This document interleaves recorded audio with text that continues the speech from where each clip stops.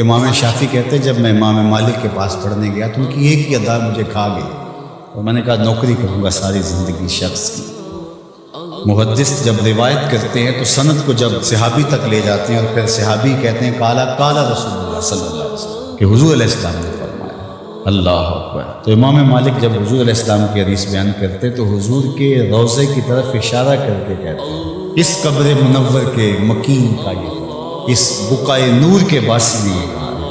تو کہتے ہیں کہ جب اشارہ کرتے تو کیا وہ کیفیت ہے۔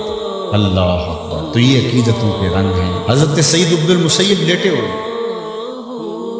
بیمار ہیں، اٹھنا مشکل ہو، کوئی آیا اور حضور کا فرمان پوچھا، حضور کی حدیث سننا، میں اقعدونی، مجھے اٹھا کے بٹھا دو۔ تو کہتے لیٹے لیٹے بیان کر لیجیے۔ فرمایا انی اکرہ ان احدث حدیث رسول اللہ وانا مستاجر۔ کہا یہ میں گوارا ہی نہیں کرتا کہ حدیث حضور کی بیان کروں اور خود لیٹا رہا۔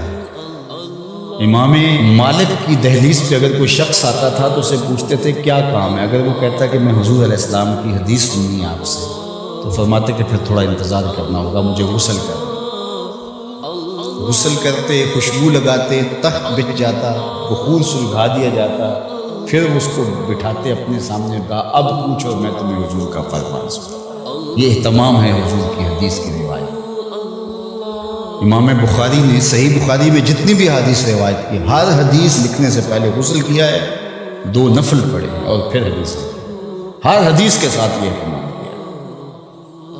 آج تو بے ادبی ہمارے رویوں میں آ گئی۔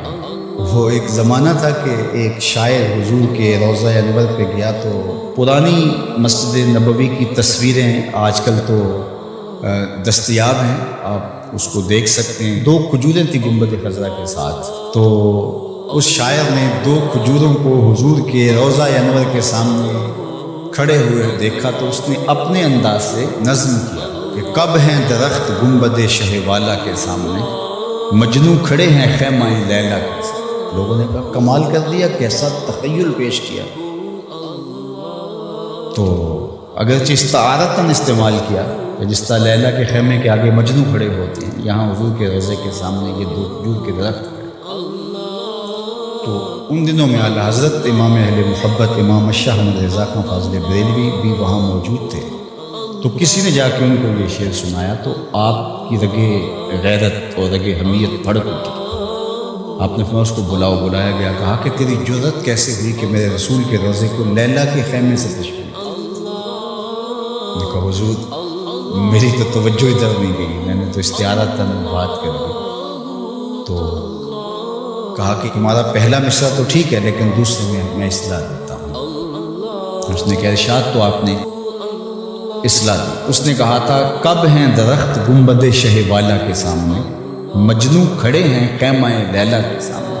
تو آپ نے کہا اس کو یوں پڑھو کب ہیں درخت گنبد شہ والا کے سامنے، اور اس نے دوسرا مصرع کہا مجنوں کھڑے ہیں خیمہ لیلا کے سامنے۔ تو اعلیٰ حضرت نے کہا اس کو یوں پڑھو قدسی کھڑے ہیں عرش معلیٰ کے سامنے، قدسی کھڑے ہیں عرش معلیٰ کے سامنے۔